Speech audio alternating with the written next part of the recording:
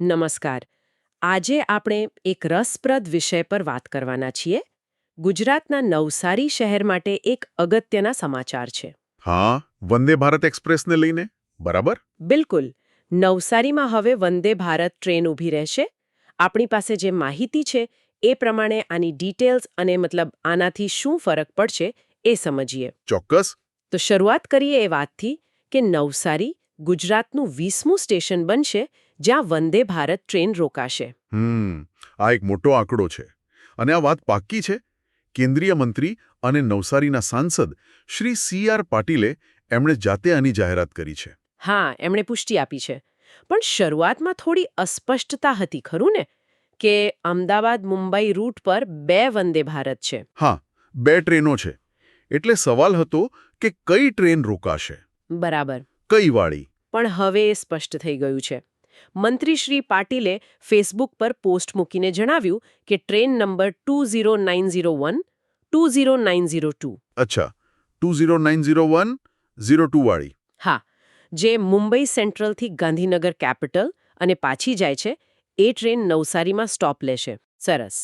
એટલે હવે લોકોને ખબર પડી ગઈ કે કઈ ટ્રેનમાં બુકિંગ કરાવવાનું રહેશે જ્યારે ચાલુ થાય ત્યારે. બરાબર. મંત્રી શ્રી પાટીલે જે લખ્યું હતું એ પણ નોંધવા જેવું છે.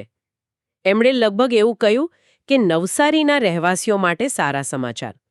ટ્રેન નંબર 20901, 20902 વંદે ભારત હવે નવસારી સ્ટોપ કરશે.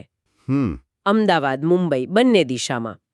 એટલે હવે નવસારીના લોકો પણ આ સેવાનો લાભ લઈ શકશે. અને એમ પણ ઉમેર્યું કે મુસાફરી વધુ સહેલી અને આરામદાયક બનશે. અને આ જ તો મુખ્ય ફાયદો છે. નવસારીથી મુંબઈ કે ગાંધીનગર જવું આવું કેટલું સુવિધાજનક બની જશે. હા, સમય પણ બચશે કદાચ. ચોક્કસ. સમય અને આરામ બંને. પ્રાદેશિક કનેક્ટિવિટી માટે આ ખરેખર બહુ મોટું પગલું છે. નવસારીનું મહત્વ પણ વધશે. જો કે એક વાત છે, અત્યારે આ જાહેરાત તો થઈ ગઈ છે, પણ રેલવે મંત્રાલય તરફથી જે સત્તાવાર પરિપત્ર આવે, હા, ઓફિશિયલ નોટિફિકેશન, અને જે અપડેટેડ ટાઈમ ટેબલ હોય એ આવવાનું હજુ બાકી છે, ખરું ને? એકદમ સાચી વાત. એટલે કોઈએ ઉતાવળમાં પ્લાનિંગ કરતા પહેલા એની રાહ જોવી પડશે. કારણ કે જ્યાં સુધી રેલવેની સિસ્ટમમાં અપડેટ ન થાય ત્યાં સુધી IRCTC પર બુકિંગ નહીં દેખાય. બરાબર. IRCTC પર બુકિંગ એ સત્તાવાર જાહેરાત પછી જ શરૂ થશે. એટલે થોડી ધીરજ રાખવી પડશે. સમજાયું. અને આમાં એક સંદર્ભ પણ છે. તાજેતરમાં જ વલસાડમાં પણ આવો સ્ટોપ શરૂ થયો હતો, પ્રાયોગિક ધોરણે. ઓહ હા, યાદ આવ્યું. વલસાડનું પણ હતું. હા, એટલે એવું લાગે છે કે રેલવે કદાચ ધીમે ધીમે વધુ શહેરોને આ નેટવર્કમાં જોડવા વિચારી રહી છે. પેટર્ન દેખાઈ રહી છે. તો આખી વાતનો સારાંશ કાઢીએ તો નવસારીને વંદે ભારત ટ્રેન 2090102 નું સ્ટોપેજ મળવાનું છે. હા. મંત્રી શ્રી CR પાટીલેની પુષ્ટિ કરી છે. મુસાફરીમાં સગવડ વધશે.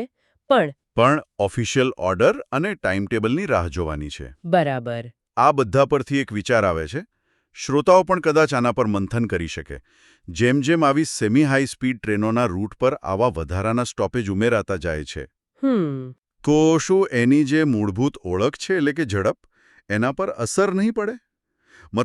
વધુ શહેરોને જોડવા અને ટ્રેનની સ્પીડ જાળવી રાખવી, આ બે વચ્ચે સંતુલન કેવી રીતે રખાશે? હા, આ મહત્વનો મુદ્દો છે. દરેક નવા સ્ટોપથી થોડો સમય તો વધે જ. બરાબર. તો શું ભવિષ્યમાં આવા હજુ વધુ સ્ટોપેજ આપણે જોઈશું? અને લાંબા ગાળે આ ટ્રેનોની જે એફિશિયન્સી છે, એના પર એની શું અસર થશે? આ એક વિચારવા જેવો પ્રશ્ન છે.